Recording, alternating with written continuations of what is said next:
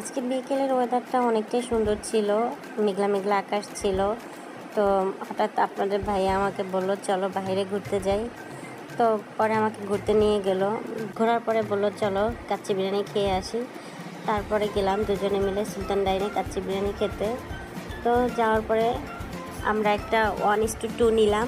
হঠাৎ দেখলাম বৃষ্টি শুরু হয়ে গেছে, তো বৃষ্টি পড়তেছে আর আমরা উপরে বসে কাচ্চি খাচ্ছি।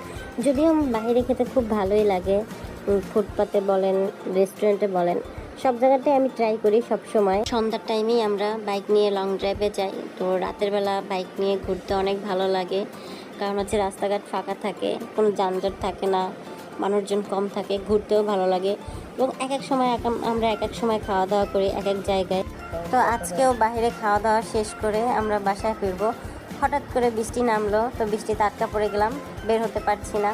অনেক বৃষ্টি হচ্ছে, বুঝতে পারতেছেন বৃষ্টি থামবে কিনা জানি না, তাই চিন্তা করলাম দুজনেই বৃষ্টিতে ভিজে বাসায় যাব।